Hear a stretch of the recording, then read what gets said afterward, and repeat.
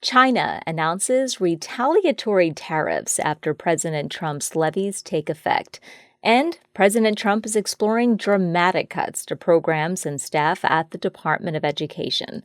Good morning. I'm Windsor Johnston from NPR News, and here are today's top stories. China is announcing a series of retaliatory measures it's taking to hit back against U.S.-imposed tariffs on goods from Beijing. Starting next Monday, the Chinese government says it will implement tariffs of 10 to 15% on various imports from the U.S., including crude oil. On Monday, President Trump announced an 11th-hour reprieve for 25% tariffs that were set to take effect today for Mexican and Canadian imports.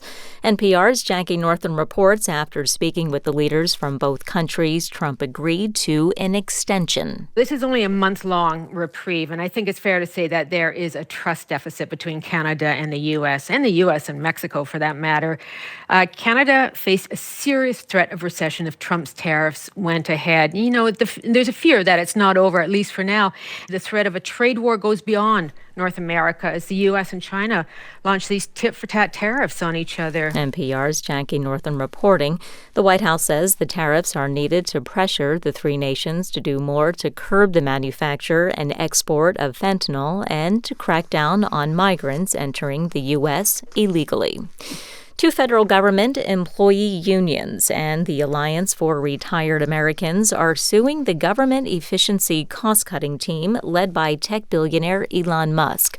NPR's Bobby Allen reports the suit claims Musk is illegally accessing the personal information of government workers and taxpayers. DOGE is analyzing payment systems at the Treasury Department. Elon Musk calls some of Treasury's trillions of dollars in annual payments criminal, though on what basis is not clear. Now, a lawsuit is asking a court to block DOGE's Treasury access, saying Social Security and disability benefits, tax returns, and the private information of federal government employees are at risk. Lawyer Noam Eisen is representing the plaintiffs. We filed a lawsuit to say, hands off.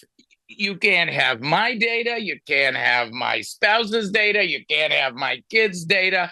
That information is too precious. President Trump has said Musk's work has required the explicit approval of the White House. Bobby Allen, NPR News. Sources tell NPR that President Trump is preparing to take executive action to make major cuts at the U.S. Department of Education. NPR's Corey Turner reports. Multiple sources have told me, folks who are not allowed to speak publicly, the Trump administration is eager to close the department. And so in the near term, it plans to use this executive action to try to move quickly to cut programs and staff that were not created by Congress. So they're not protected by law. The idea being these will be the programs that are the easiest to cut, essentially the low-hanging fruit. NPR's Corey Turner. State Farm is seeking an emergency rate hike in California in the wake of devastating wildfires in Los Angeles County.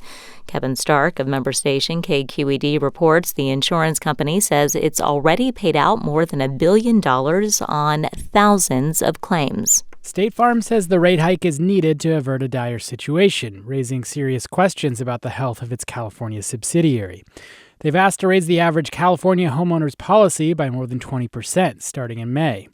The company is the state's largest insurance group. Stanford's Michael Wara. State Farm isn't very healthy financially because it has been really trying to stay in the California market and even grow in the California market as opposed to doing what most of the other companies have done, which is to shrink. State regulators say they're setting hearings to consider their request. For NPR News, I'm Kevin Stark in San Francisco.